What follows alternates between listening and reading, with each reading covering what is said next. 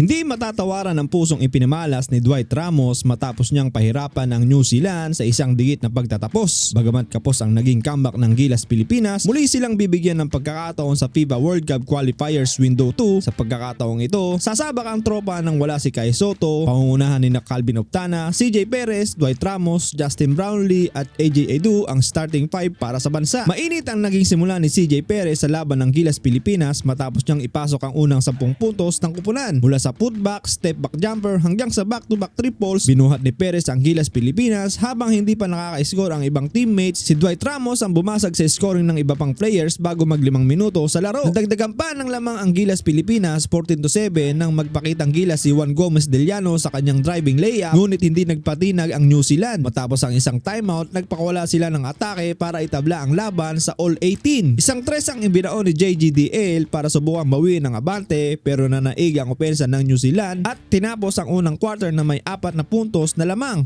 25-21. Rumagasa ang New Zealand sa second quarter matapos ang matinding dunk ni Tyler Harrison at mainit na shooting ni Tyler Breeze, dahilan para mapilitan ng Gilas Pilipinas na tumawag ng timeout sa score na 22-32. Habang nakakandado ang opensa ni JB, gumanti ang Gilas sa pamamagitan ng 3 ni Tamayo at agresibong pag-atake ni CJ Perez. Nagliyab ang enerhiya ng national team sa pagpasok ni Scotty Thompson at swabing jumper ni Dwight Ramos. Tuluyang nabura ang double-digit lead at nauwi sa dikit na tabla ang score 37-37. Pagpasok ng ikatlong yugto, nagliyab ang Gilas upang muling agawin ang bentahe kasabay ang unang puntos ni Justin Brownlee. Subalit hindi nagpaawat ang New Zealand, isang malupit na two-handed poster dunk ang ibinaon ni Tyler Harrison kay AJ Edu. Sinamantala ang tall block sa loob ng paint na nagresulta sa ika-4 na foul ni QMB. Sa pagtatapos ng quarter, nagpakitang gilas si Terangi sa labas at bagaman sumagot ng 3 si Juan Gomez Deliano, tuluyan nang kumawala ang New Zealand para itala ang 57-46 na score. Pagpasok ng fourth quarter, agad na nabulahaw ang New Zealand kaya napatawag ng timeout matapos ang 4-0 run ang Gilas. Pagdating ng huling 7 minuto, nakuha ni Dwight Ramos ang isang crucial na end one. Sa loob ng 5 minuto, tinapyasan ni CJ Perez ang lamang sa 6 na puntos na lang. Sa kabila ng pisikalan na laro ng New Zealand na nagresulta pa sa pagbabangas ni Ramos, nagpatuloy ang ratsyada sa pamamagitan ng QMB to AJ Edu dunk na nagpahirap sa loob ng big man ng New Zealand. Sa huling minuto, nagliyab si Ramos sa isang big time 3 para idikit ang score sa 66-64. Hindi pa sumuko si Ramos at kumuha pa ng putback para sa 66-68. Sa huling pagkakataon,